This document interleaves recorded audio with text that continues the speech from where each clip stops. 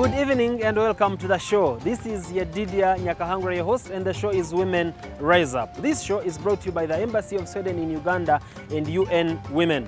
As a show, we strongly believe that every person bears responsibility to leverage support for women, those that are aspiring to be in leadership and those that are there already. Our guest tonight is quite an interesting one, who grew up from the villages of Soroti and rose to the ranks of Member of Parliament. She has been a leader at the national level and international level. But before we bring you the guest, who is Honorable Alice Alaso, let's first have a look at this skit.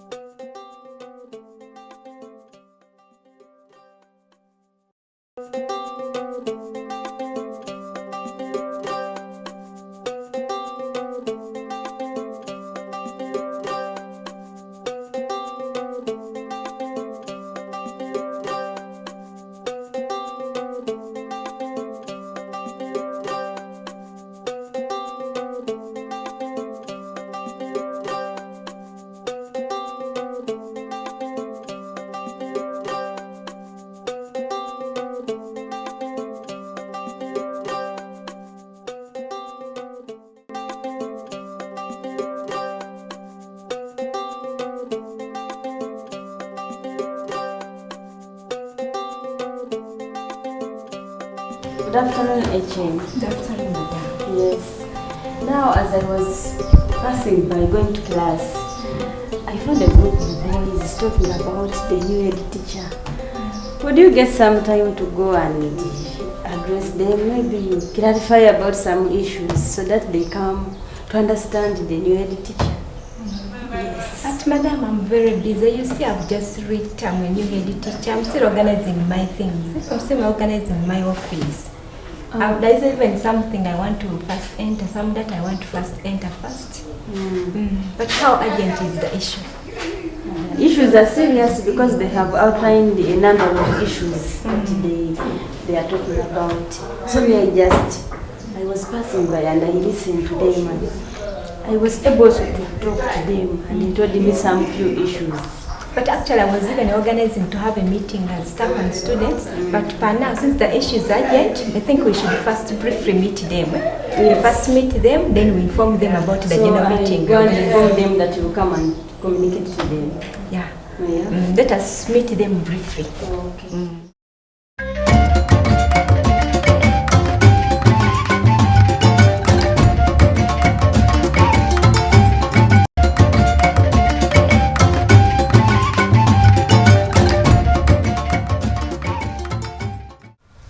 Good afternoon. We have come back again about the same issue that you told me to go and call the headmistress. So here with you is the headmistress. She's going to address to you briefly. Headmistress, you are most welcome, please. Good afternoon, everybody. Good afternoon to you. I must say all you look great leaders.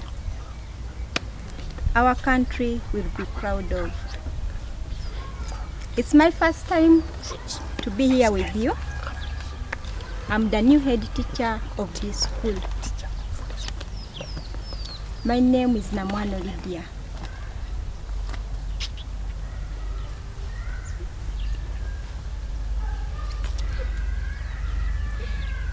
I'm here with you. I want to make this school a great school. So I need your support as your head teacher. We work as a team, the students and the staff at large.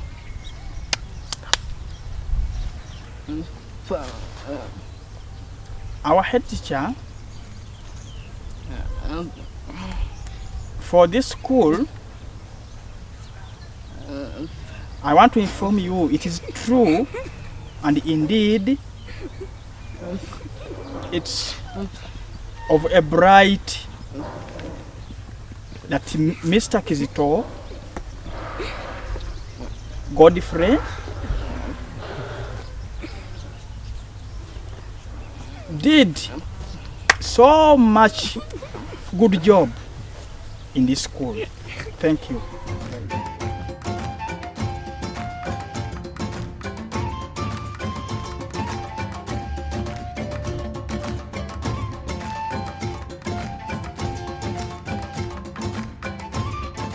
Sorry for disrupting, but usually we don't know why we are transferred to different places. Even me, I was surprised but excited to be in a boys' school. So I request you to work together with me. But right now, I don't have enough time. I've already listed down your points, your questions. So I've just got an urgent message. I want to finish something in the office. Then we shall come back and we have a general meeting with all the staff. Then we summarize everything that you have brought forward. All the questions are going to be answered. You see how our headmistress what she has done? She has received the message and she has decided to ignore us, that she pretended to be so more busy. She has gone to the office. Now as time goes, you think will she listen to our issues?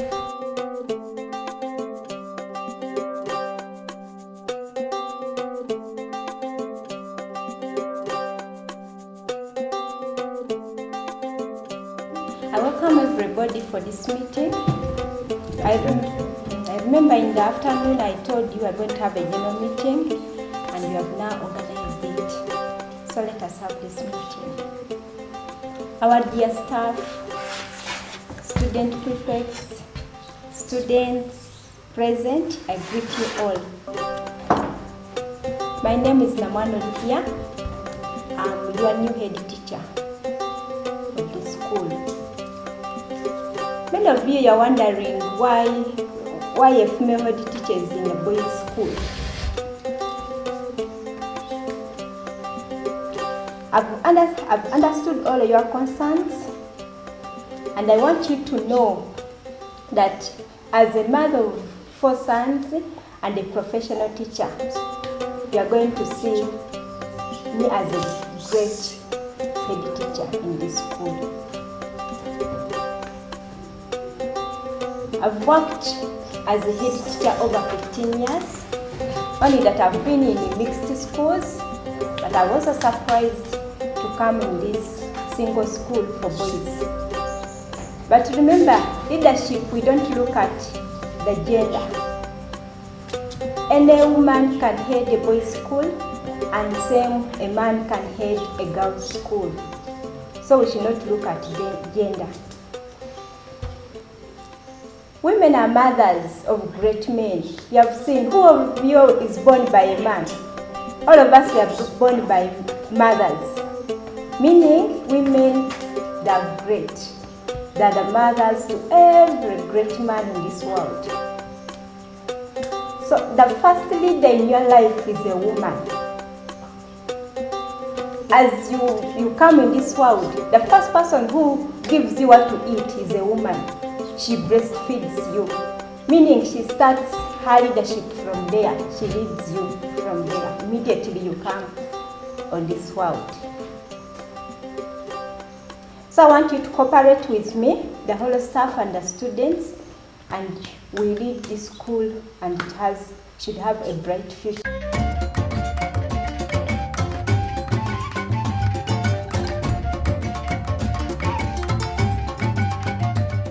Yeah, I hope you enjoyed the skit, and I hope you picked a leaf, especially the way it ended. Because most times we look at women as people who sometimes have abilities, but our perception is, though they are able, they can't do ABCD because they are women, and that is wrong.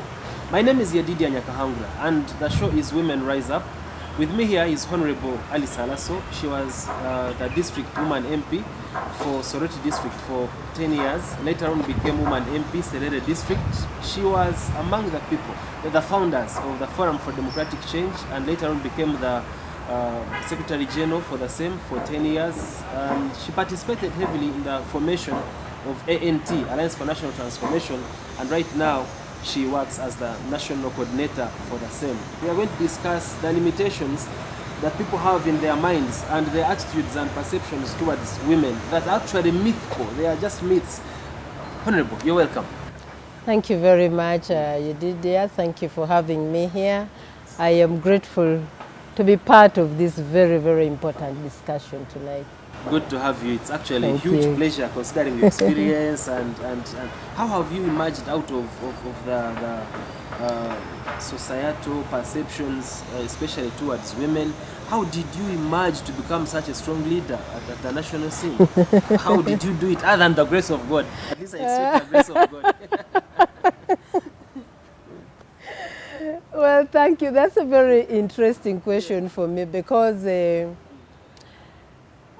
my background is not a very easy one. Yes. So to say that it makes things easy for you.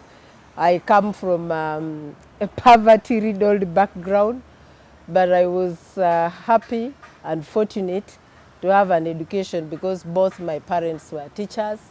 And so in the course of it, the first step towards any empowerment is actually the exposure that education gave us, and that is what it gave me.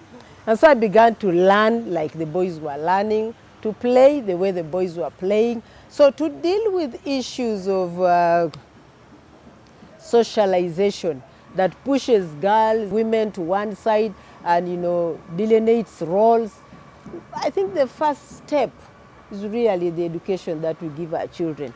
Whether we give it to them at home or we give it to them at school, they begin to understand that out there is a world of possibilities. So I go to school playing, learning, talking, and excelling. So then I get to know it's possible to be number one in class and beat all the boys in this class. And that opened my understanding. And then as I grew up, I became the head girl of the school and in my O level. So at O level now I'm thinking, hey, so it is possible to lead. These boys can also listen to me. Yes, yes. So those little opportunities, you might consider them little when the girls are still young, but they are building blocks towards empowering the girls to make lifetime decisions, whether to go into public office, whether to contest as politicians, whatever they do, those building blocks raise the confidence of every other person. So yes, that's how I made it. First, the opportunity of being educated. Secondly, the opportunity then of my first and second jobs. Actually, now let's talk about the first job. I know your first training, I think, was teaching. Yes. Just like the head teacher who boys were protesting against, saying Yes. this lady can't lead us. So Yes. what was the experience? So my first job and my first posting, Yes. not because the Ministry of Education pushed me, I chose Yes. to go to Teso College Aloit, a boys' boys' school. A lady in a boys' school in a patriarchal society. Yes, even the commissioner asked me, Madam, what is your interest? And my interest then is that was that Teso had gone through war, and one of our most important schools, and still is, was Teso College, and they needed somebody to help restart the school. And so I joined the team in there. So I have had opportunity, yes, to be exactly in the life of that deputy head teacher. Yes. And see the challenges the boys have, but you got to prove yourself. When you find yourself in her situation, you prove yourself first by really being an expert in what you do. Everybody wants to see your ability, then your ability begins to speak for you. My second job was as a district gender officer. And you know, my work was engendering all government programs, budgets, community actions, women councils. And so when I went out to the community, again, they started noticing if we had such women to lead us, to speak for us, then it would be good. Those days it was the Electoral College. And then the LCs backed me up. And by the time I offered myself, those two constituencies played a very important role. The students were my campaign agents. Because they knew your potential, they had seen your potential and your leadership skills. Yes. So in the community and among their parents, the children were campaigning for me. And then the leaders themselves, because I had worked with LCs and women leaders, they were campaigning as a district gender officer. Yes, as a district gender officer. So that quickly helped me get over a number of issues. But that doesn't mean that when I went out to the field, I didn't get stereotypes. No. The first thing I got that really challenged me in the first campaign was that I was single, not married, and young. That's in Soroti now. In Soroti. You know, every rally I would go to, you know, a man would put up, ironically it was the men. Asking. Hey, put up their hands. You, why are you unmarried? Why do you want to go to parliament? They would ask all manner of questions. So one day I thought, I better get the correct answer to this question once and for all. Incidentally, I don't think they would have asked the same question to a man who was single and campaigning. No, we were even having, I was campaigning with colleagues who are also young and not married, and nobody would ask the same question. That's why I thought it was a very bad stereotype. And so, again, I had to prove myself more than twice. First, as a woman, that a woman can be in political leadership and do a good job. But secondly, as an unmarried woman, that I can be there, stand up in parliament, articulate things to do with women, to do with children, and to do with the Teso community and this nation without having a husband to tutor me, without having children to prove my worth. It was a tough one, but by the end of my first term in parliament, 2001, 2006, they had got to embrace me. By second time, I almost went unopposed. Because I actually remember that parliament, I think 2001, 2006, we had women that were really standing out. I remember Honorable Winnie Byanyuma, the Honorable Miriam Matembe, the Honorable Benedict Vigirwa in Bushenyi, women who would speak and men listen. Yes. So I got into that parliament, I found some of those great women with a lot of experience. And I quickly blended in, and they helped me, they taught me, they nurtured me. And then that brings into play the other thing. To mentor and groom and encourage these women who are getting into politics. Because they need a hand, somebody to walk them, somebody to train them, somebody to help them grow in the journey of public life. I was lucky to meet some of those women, and they were extremely helpful when I got into parliament. And that's why for me, even now, with all the affirmative provisions in our constitution, with all the exposures that the women of Uganda have had, I can confidently tell you that any woman in Uganda, no matter what her political stature is, can be brought down by patriarchy at a different level. You will have to have a political father who will sanction whether you continue or they discontinue you. That is what patriarchy, that is what our culture does. It still doesn't believe that women in public office will be their own person. There always has to be a man to superintend over that woman. So I encountered those challenges firsthand. Because I was told, hey, but how do you know, you women, you have your thing there. Stay in your thing. Even previously, I have tried to explore the possibilities of crossing to a constituency seat. But it still comes back. They throw it back at you.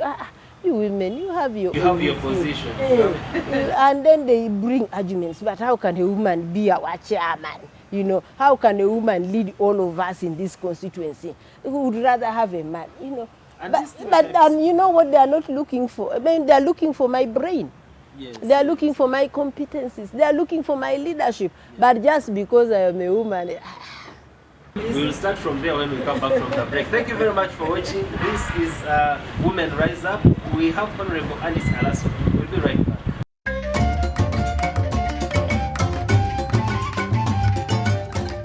Thank you very much for watching. My name is Yedidia Nyakahagura. The show is Women Rise Up. Our guest is Honorable Alice Alaso. Like I had said, in case you just joined us, by the way, in case you missed the first part, you can find us on our social media platforms. We are on Facebook, we are on Twitter, we are on YouTube. You just have to search Women Rise Up. Then you will see even the previous episodes that we have done. Now, because oftentimes when we talk about gender equity, we are talking about ladies, we are talking about females, we are talking about girls, but there are these boys who will have to stay with these girls when these girls are empowered. And sometimes it gives boys inferiority complex because they have not been grouped enough. Isn't it high time we brought boys on board? Isn't it high time we involved men in this fight? yeah, I mean, if you go back to culture, all the custodians of culture, the major ones, you know, the kings, the chiefs are all men. Other than the Queen of England. So, yes. But secondly, as I told you, empowered men are very confident of themselves. They are exposed.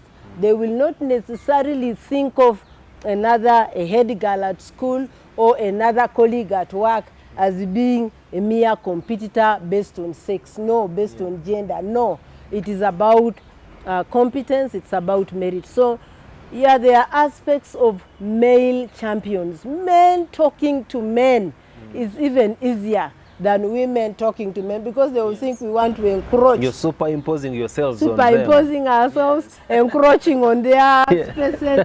But if a man talks to a man and says, that woman is very good. If she led this institution, I believe that it will be much easier. So you are perfectly right. We need to keep men on board. We need to bring men up as champions of this endeavor. And before you know, we will have empowered women working with empowered men, and we will have the transformation that we desire. Yes, Honorable. Other than culture, are there any other limitations that you made? For example, I know it's not easy to run a campaign without money, and it's for a fact that most women don't have property in Uganda. There is still that bias of a woman can't own this. Actually, even when fathers are dying, they would rather leave their assets with a 12-year-old boy than a 24-year-old first-born girl. Yeah, so what are these other limitations and how did you manage them? Or how can they be managed?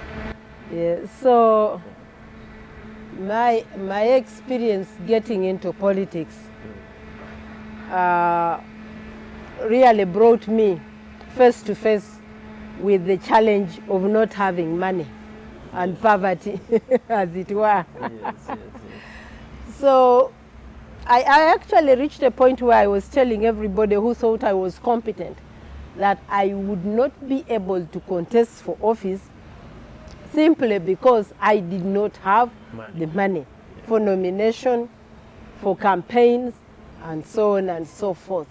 And that is the challenge every good woman out there will tell you. She will tell you, I don't have the money to contest. Why? Because yes, we don't inherit from our parents. When we get married, we go into the other clan. When you reach, that's the second thing. When you reach the other clan, they say you belong to the other clan, you're a visitor here. So they even do a ping pong when on you go home, they say, but we gave you to we the other gave you clan. to What the are you other doing clan. here? So in that process, you own nothing. You are actually in a no man's land, as it were. So dealing with money, dealing with poverty to facilitate the issues of campaign is a very big challenge. And I had to get in touch. Let nobody tell any woman that you can deal with a campaign as a woman without the support of those who own. Men have the money. Our husbands have the property. So for you to get in there, you must secure their goodwill first and foremost. so that they are able to facilitate the process. And so for me, getting there when I was single, it was mainly my friends and my family and the fellowships that I am a born-again Christian, the fellowships that I belonged to. They would be the ones, people, you know, you have this 50,000, add fuel. My colleagues at work, my boss, a retired old lady now, and I think she also wanted really to see an empowered woman. Yes. I'm always grateful to that retired lady. So empowered women have a responsibility of empowering young girls. Yes, because I saw it in my chief administrator, Madame Agrippina Akola Muge. She helped me to, you know, first to free me, and then secondly, she would give me her little money, put fuel in a motorcycle. And so those contributions facilitated the process. Otherwise, I would never have moved an inch without money. Kindly, you can look into your camera and give us your last piece of advice. Yeah. My very personal conviction is that we can never have any form of transformation until the women transform along with the men, and until they are able to tap into their utmost potential. You have the women on board, then you will transform the nation. Thank you very much, Honorable Alice Alaso. She's been our guest for this episode, and there are lots of things that I've actually learned from this. And thank you very much for blessing our audience with your presence and your experience and knowledge.